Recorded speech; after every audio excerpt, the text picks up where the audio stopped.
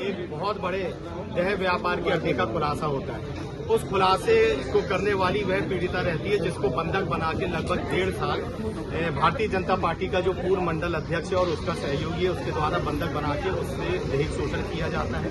न केवल बात यहाँ तक रुकती है, उस मंडल अध्यक्ष के द्वारा उस उक्त महिला को लगभग 1.5 साल बड़े बड़े नेताओं के पास भेजा जाता है, बड़े बड़े अधिकारियों के पास भेजा जाता है, जबलपुर शहर सहित अनेकों ऐसे उद्योगपतियों के पास भेजा जाता है। पुलिस प्रशासन ने उन दोनों की गिरफ्तारी कर ली है।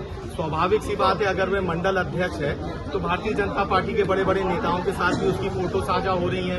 न केवल भारतीय जनता पार्टी के स्थानीय नेता बल्कि इस देश के जो गृह मंत्री हैं वो उसको माला पहना रहे हैं, गृह मंत्री कंधे पे हाथ डाल रहे हैं। तो स्वाभाविक तौर से ये समझ में आता है कि कौन बड़े बड़े नेता होंगे जहां पर उस व्यक्ति को, उस महिला का शोषण किया गया होगा।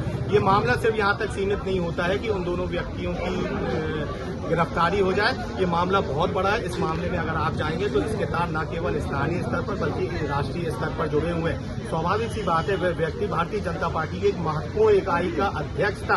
आपने देखा सोशल मीडिया में ऐसा कोई नेता नहीं है जो उसके कंधे में हाथ ना डाल रहा हो। मैं कह रहा हूं कि इस देश का जो गृह मंत्री जब वो जबलपुर आता है तो वो जो चौरसिया लड़का है, अतुल चौरसिया, गृह मंत्री को माला पहनाता है, गृह मंत्री कंधे पे हाथ डालता है। उसके बाद वो महिला अपना बयान देती है कि मेरे को बहुत जगह इस्तेमाल किया गया, मेरा शोषण किया गया, बहुत बड़े बड़े नेताओं के यहाँ मेरे को भेजा गया, बहुत बड़े बड़े अधिकारियों के वहां पर भेजा गया।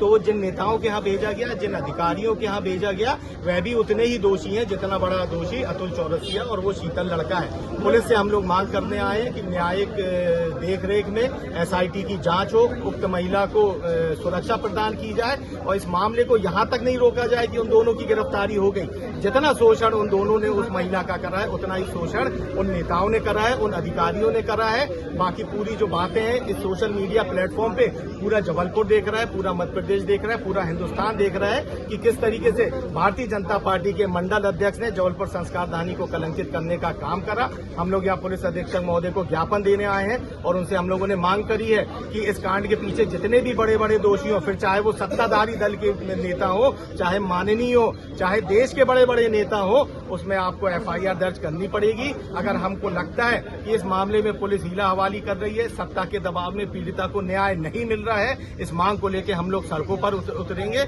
और उस युवती की लड़ाई को लड़ने का काम। इसमें क्या और भी लोग शामिल है क्या? देखिए, स्वाभाविक तौर से जो पीड़िता है वह स्वयं बोल रही है। हमने पुलिस अधीक्षक महोदय को बोला है कि धारा 7 के तहत आप उक्त महिला के बयान लें, उसको सुरक्षा मुहैया कराएं ताकि उस पर कोई दबाव न बना सके। और मैं समझता हूं अभी तक पुलिस वालों को उनने बहुत बड़े बड़े नाम उक्त महिला ने बता भी दिए होंगे। इस मामले को कैसे लीपापोती की जाए, कैसे उन दोनों को जेल में डाल के इस मामले का पटाक्षेप कर दिया जाए, पुलिस प्रशासन और सरकार अगर इस दिशा में सोच रही है तो वो गलत फहमी में है। हम लोग तमाम कांग्रेस जन सड़कों पर उतर के उस युवती को न्याय दिलाएंगे और जितने भी अधिकारी, जितने भी सत्ताधारी दल के नेता जिनने उस युवती का, उस महिला का शोषण करा है, उनके खिलाफ हम लोग आंदोलित करेंगे। आज यहाँ पर शिकायत देने पर क्या आश्वासन दिया गया है? देखिए, शिकायत देने पर माननीय हमारे जो एडिशनल एसपी महोदय उनने बोला है कि उस महिला की सुरक्षा करी जा रही है। धारा 60 के तहत हमने कहा उनके बयान दर्ज करे जाएं, वो जो होटल थी वहां की डीवीआर जब्त की जाए। ये तमाम बातों को लेकर पुलिस ने आश्वस्त किया है। अगर हमको लगता है कि उनकी जो कार्रवाई है वो निष्पक्ष नहीं है तो हम पुनः इस बात को लेकर सड़कों पर